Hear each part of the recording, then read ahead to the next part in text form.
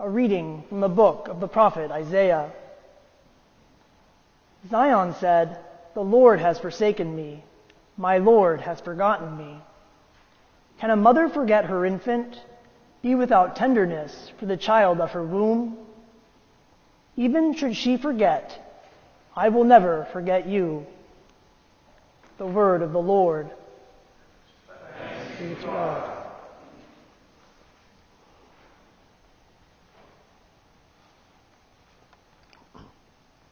So I remember when I was a little child, maybe about 3 or 4 years old, I went to a local fair with my family, and my mom and I were walking through this petting zoo, and I'd stopped, and there was maybe like a little lamb or a pig or something, maybe a bunny, and I'd stopped to feed it.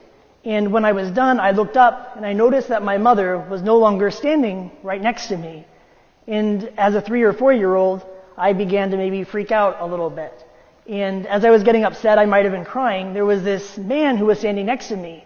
And he stooped down and he said, he asked what was wrong. And I said, well, I'm lost. I can't find my mother.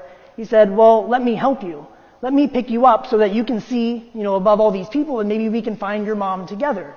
So he lifted me up, and it was once he picked me up and hoisted me above the crowd that I was able to see that my mom was just ahead of me, maybe 3 or 4 feet away from where I had stopped to pet this animal.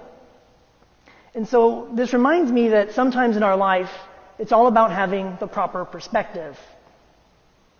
I know that a problem all of us will deal with at some time or another is maybe dryness in our spiritual lives.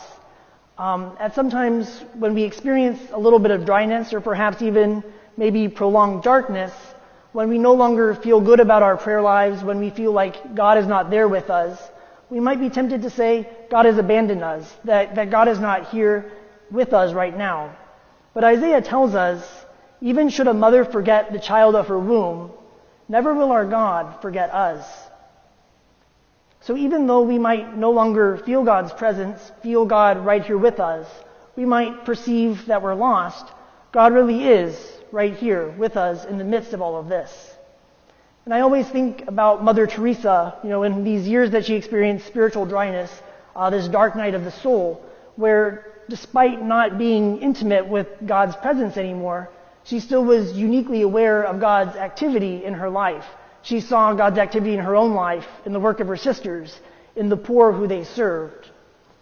And so I think if we focus too much on this feel-good aspect of prayer, we might miss God's presence in other parts of our lives.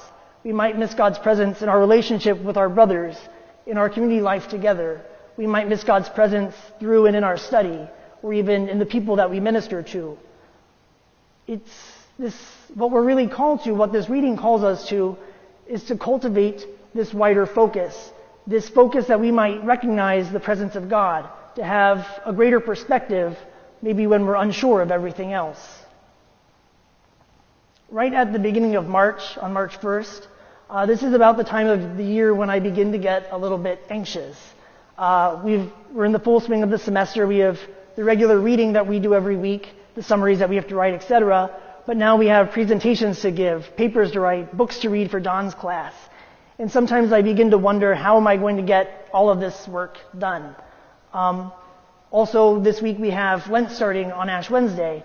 And as I begin to contemplate and think about what I'm going to give up, what penances I may take on, or Lenten observances I must do, I have to caution myself for maybe taking on a little bit too much, from biting off maybe a little bit more that I could chew.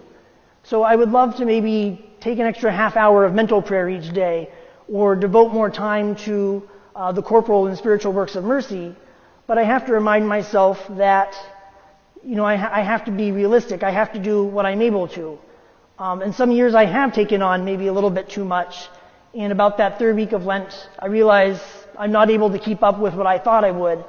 And that Catholic guilt sets in, and we realize that maybe I see Lent as a failure rather than as this experience to grow closer to God, to recognize God's presence moving within us. And so perhaps this year for Lent, as we begin to think about and discern how we'll observe it, maybe we can cultivate a greater attentiveness to God's presence moving in our lives. We don't have to do something grand or elaborate. We could start with maybe short prayers each day, just saying, thank you, God, when we realize a blessing that comes to us. Or we could say, God, forgive me, if we realize we're not living up to the people who God has called us to become. Or something like, God, grant me your peace, if we become anxious or overwhelmed with our study, with our life and community together. And all of these are little ways to help us just be aware of God's presence, God's activity in our lives, to truly see that God is right here with us, that God never abandons us, and that God meets us wherever we're at.